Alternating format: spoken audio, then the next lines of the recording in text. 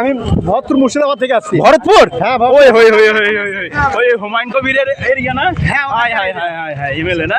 তো বাবরি মসজিদ শুনলাম নাকি তোর জোরে চলছে ওখানে, সত্যি ঠিকই চলছে? আমরা তো পৌঁছাতে পারিনি। আমরা মসজিদকে সমর্থন করি, কিন্তু পলিটিক্স নয়, পলিটিক্স নয়। ভালো জিনিস, ভালো জিনিস। মসজিদকে আমরা সমর্থন করি, পারলে 5 টাকা দেবো, 1 লাখ টাকা দেবো, কিন্তু কোনো মতেই আমরা তার কথার রাজনীতিতে নয়, পলিটিক্সের সঙ্গে নয়। না, পলিটিক্সের সঙ্গে। মসজিদের পক্ষে কিন্তু উইদাউট পলিটিক্স। হ্যাঁ, খুব ভালো, খুব ভালো। তো দেখলাম ওখানে ইটের প্রচুর পাহাড় হয়েছে, সত্যি কি তাই? হ্যাঁ, ফেক ওগুলো না? না, সত্যি দিয়েছে, মানুষ দিয়েছে, যা দান করেছে তাতে মসজিদ হয়ে যাবে। আচ্ছা। তো কেউ বলছে হবে না, ভোটের জন্য করছে, এই ধরনের কোনো ব্যাপার আছে নাকি?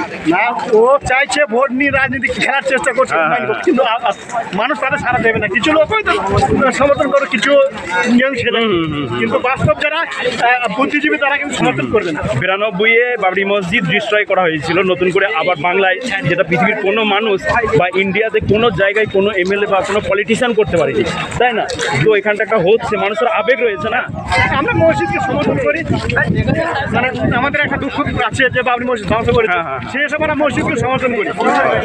আর এখানে বিশ্ব ইজতেমাতে এসে আপনার কেমন লেগেছে? ভালো, খুব ভালো। কদিন আগে এসছেন? আমরা বৃহস্পতিবার দিন এসেছি, 5 দিন আগে। আচ্ছা, গাড়ি করে এসছেন না আপনারা? কোনো ট্রেনে এসছেন নাকি? ওকে, খুব ভালো লাগলো কথা বলে, ধন্যবাদ।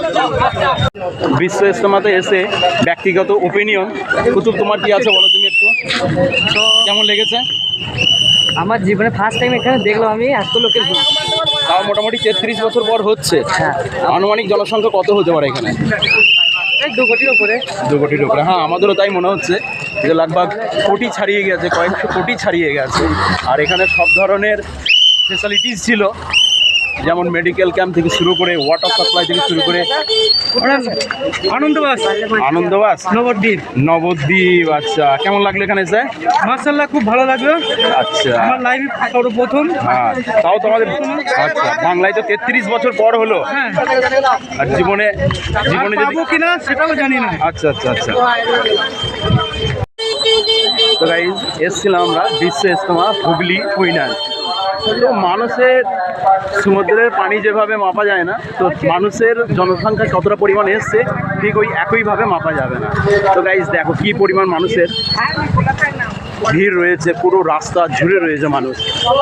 তো এখানে সব ধরনের মেডিকেল, পানি, খাবার, ক্যান্টিন, সব ধরনের সুযোগ সুবিধা ছিল। আর আমাদের সাথীগুলোকে সবাইকে একটু দেখিয়ে দিই। আর আমাদের সাথীগুলো ছিল এইগুলো। এটা একটা হুজুম ছিল মুসলিমদের জন্য। বিশ্ব ইজতেমা একটা ইমোশন, কথা কি ঠিক না ভুল? ঠিক, বোঝা যাবে না কি পরিমাণ মানুষ এসেছিল।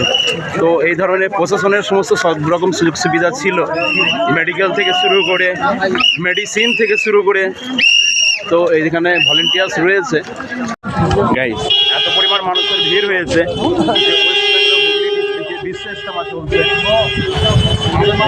কোটি কোটি মানুষ এখানে হাজির হয়েছে। তারই দৃশ্য তোমাদের সামনে। মানুষ শুধুমাত্র মেন হাই রোড ধরে যাচ্ছে তাই নয়, মানুষ এমনকি মাঠ দিয়েও যাচ্ছে শর্টকাটের জন্য, ভিড়ের জন্য। বাস একটা মুসলিমদের জন্য ডাক ছিল এখানে, বাস তাতেই মানুষের কোটি কোটি ভিড় অল্প টাইমের মধ্যে। এই বিশ্ব ইজতেমাতে মানুষের খাবারের চাহিদা, খাবারের দোকান অনেক বসেছে, কোটি মানুষের আয়োজন রয়েছে। আর এখানে ইকোনমিক যা আছে, সেই ইকোনমিকটা হয়তো কোটি কোটি টাকা ইকোনমিক কভার করে গেছে।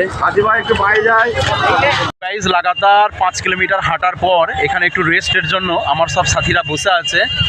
এখানে সবাই বেডিং নিয়ে বসে আছে। আর মানুষের হুজুম একটা দেখে নাও, রাস্তায় কীভাবে হাই রোড ব্লক হয়ে গেছে।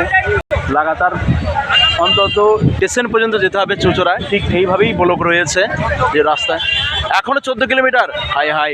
তো গাইজ, এখান থেকে 5 কিলোমিটার হাঁটার পরও লাগাতার এখনও 14 কিলোমিটার স্টেশন পর্যন্ত যেতে হবে। তো মানুষের, কোটি কোটি মানুষের এখানে ভিড় রয়েছে, বিশ্ব ইজতেমাতে এসেছিল। তো এই ভিড়ে তো মনে হচ্ছে কি হয়, কোনো বাস বা কোনো ট্রান্সপোর্ট এই মুহূর্তে চলছে না, কোনো ভিআইপি কালচার বা কোনো ভিআইপি গাড়ির এখানে পর্যন্ত এন্ট্রি নেই, পুরো ব্যান হয়ে রেখেছে, নো এন্ট্রি ব্লক আছে হাই রোড। ভিড়টা একবার দেখে নাও। লাগাতার আমরা 5 মিনিট হাঁটার পর আমরা এখানে একটু রেস্ট করতে বসেছি। এখানে একটু ব্রেক করব, কিছু খাবো, তারপর আমরা আবার হেঁটে যাওয়া শুরু করব চুঁচুড়া স্টেশনে।